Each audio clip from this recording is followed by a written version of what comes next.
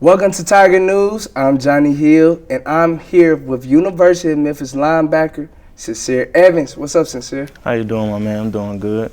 Man, Cinicir, we're just doing a quick player spotlight on you.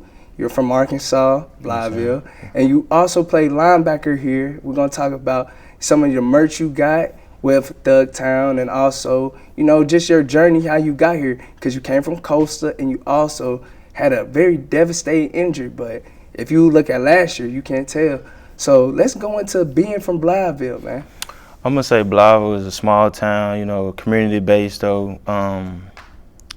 Really not too much of nothing going on there right now, but when I grew up as a kid, it was very oriented, very group-oriented, whereas we had basketball communities, football, like Misco, some people call it Pop Warner, but everybody knew everybody, communities, families, uncles, brothers, cousins, even friends and associates, everybody stuck together.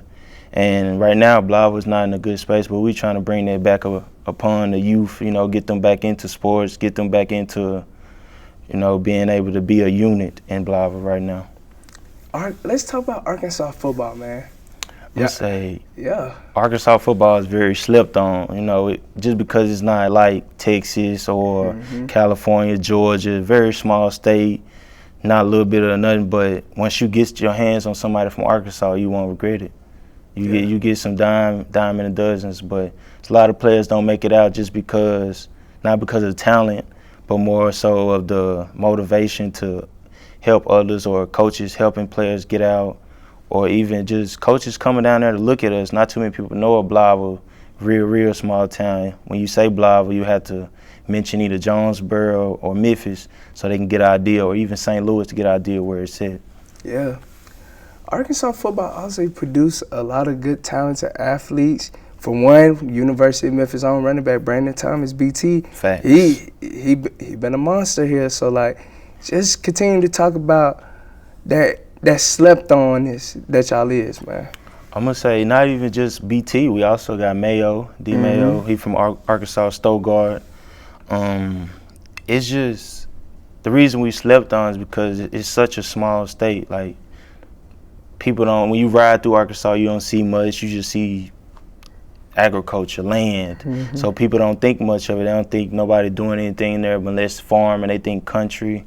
I mean, yes, it's a country town, country state, but it's still some ball players down there. If you go look and go find, not just even in Little Rock, but Blytheville, you got Jonesboro, you got even Osceola, just these small towns, Magnolia, you got Earl. It's some kids that come out. It was even a kid that came out of Earl. I want to say he went to Baylor, played quarterback, did real good, put the state on the map for a while. And not even just BT, we got D'Angelo Williams, we got Darren McFadden, some big names that come out of Arkansas.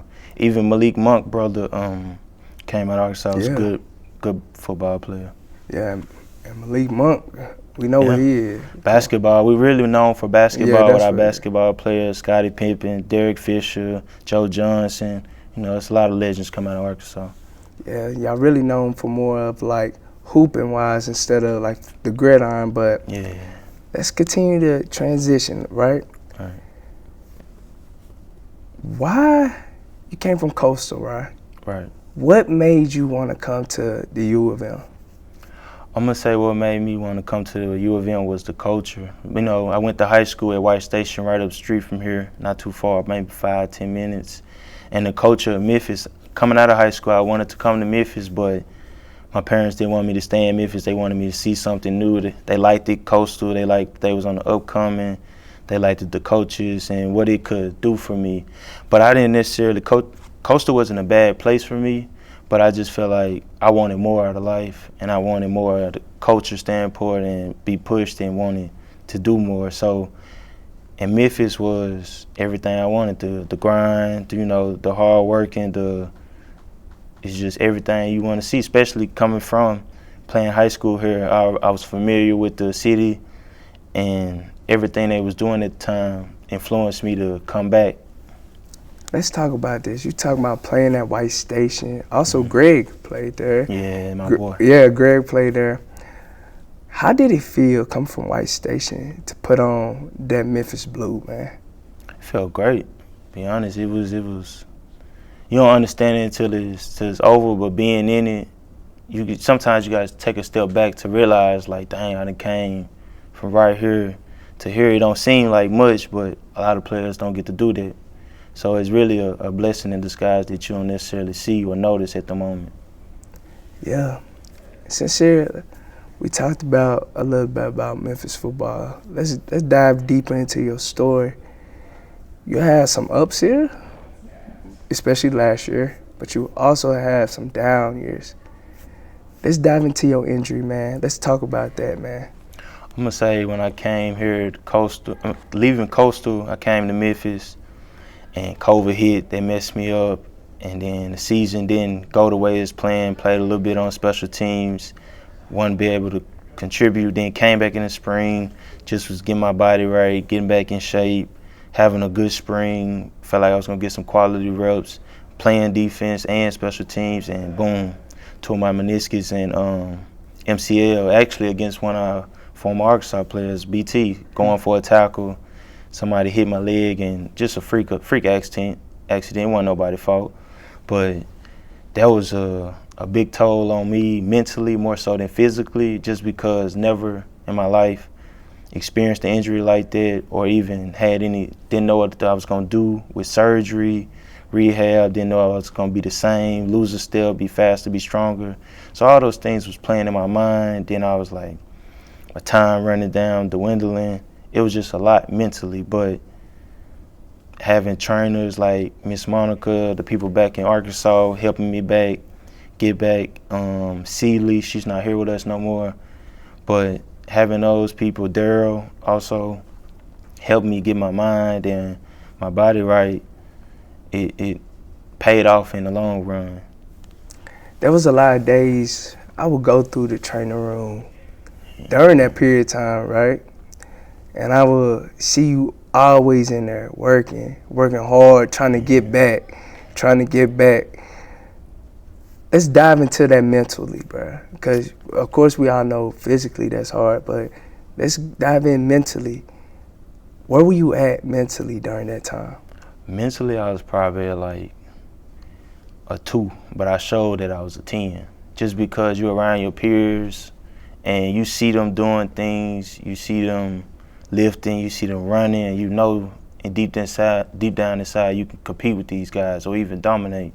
So I just wanted to be back where I was. I knew I was capable of being and be better.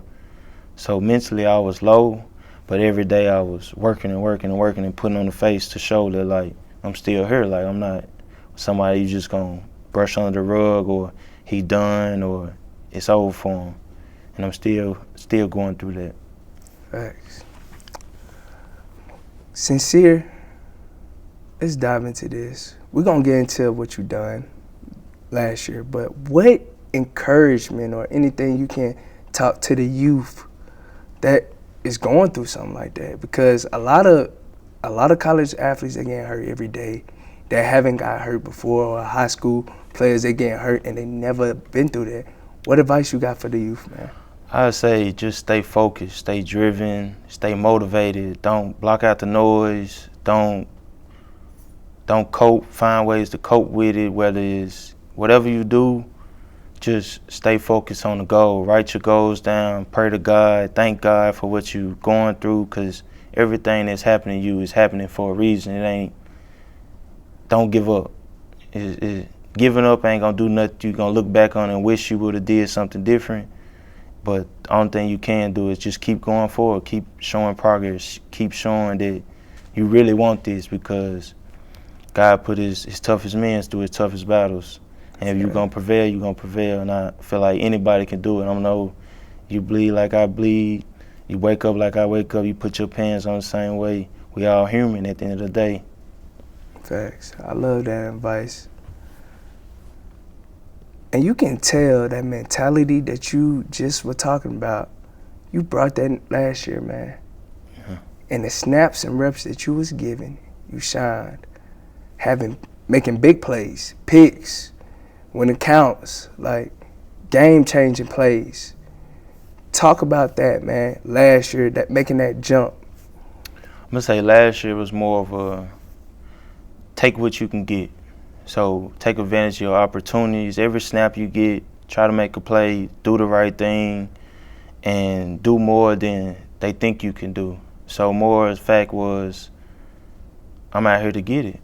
I'm trying to do everything to help my team win, everything to protect my brothers. Any way I can make a play, any way I can benefit my team to help us win, I was trying to do it, take advantage of the opportunities I get. I didn't start, but the quality reps that I did get, I'm trying to give everything I got because I don't never know when my next snap gonna be. And coming from an injury, you never know when the game could be taken from you again. So yeah. You switched numbers from 56 to wearing 3. How did that feel? It felt good just because 56 was a number given to me. So it's more the fact that they portrayed this of you. Like, they saw me to be something, whereas in changing 3 was like I put my own image on it. I put my own energy into it, like branding myself, marketing myself.